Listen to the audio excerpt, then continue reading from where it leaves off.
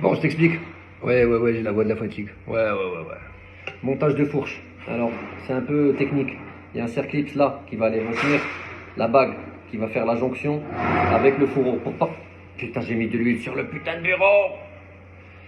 C'est pas grave, c'est juste la fatigue, c'est pas grave. Alors, j'étais en train d'huiler l'intérieur. J'allais te dire, mon gars, il faut que tu huiles l'intérieur si tu veux que ça glisse. Comme disait l'autre, mets de l'huile pour que ça glisse, vas-y Charlie ou vas-y Francky ou une connerie du genre. Encore une vieille référence de beauf. Elle va te voir là avec une référence de beauf. Donc je te disais, tu mets pas le ressort. Le ressort, tu le laisses pour après. Il faut que tu fasses ton montage bien. Tu fais d'abord ton montage de fourreau. Il faut que tu mettes le circuit pour qu'il y ait la jonction, que ça reste fixe entre la jonction entre le fourreau et le tube. Alright. Ensuite, tu vas aller verrouiller l'ensemble tube fourreau. Et ensuite, tu mettras le ressort par-dessus avec tout ce qui est bague de suspension. La vis. La vis, elle va là. Regarde, là. Dans le petit bitonio.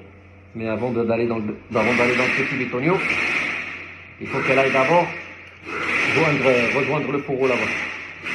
Donc, il faut qu'elle arrive à la position la plus basse.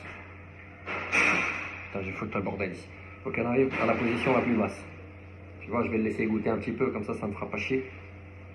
T'inquiète, c'est de l'huile que j'ai mis juste pour vidanger la fourche, pour enlever toutes les impuretés qu'il y a dedans et tout, pour qu'on puisse faire un verrouillage dans les règles de l'art.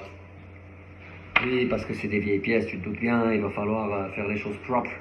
Si tu tiens à ce que ça reste propre et que ça reste utilisable.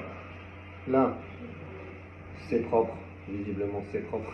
Donc, tu vas enquiller l'un dans l'autre. Il y a titre, je sais, il y a titre. Pas grave, il y a titre, c'est pas grave, tu passes. Donc, là, tu enquilles. Bon, ça tu sais faire, hein, je pense, normalement. Tu enquilles, tu vas jusqu'au fond. Tu pousses, tu vas jusqu'au fond. Ouais, en général, quand tu pousses, il faut y aller jusqu'au fond.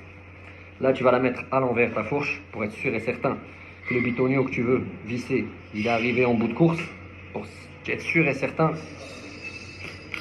qu'il tient en place.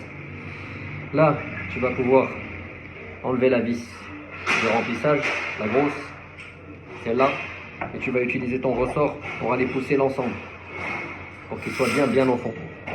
Tu fais une bonne poussade, voilà, comme ça tu es sûr de pouvoir enquiller la vis. Normalement, ça va le faire. Donc là, tu vas venir enquiller la vis là au fond, là.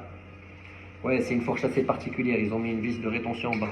Quoique, il y en a plein qui le font. En tout cas, tu as compris ce que je veux dire. La suite.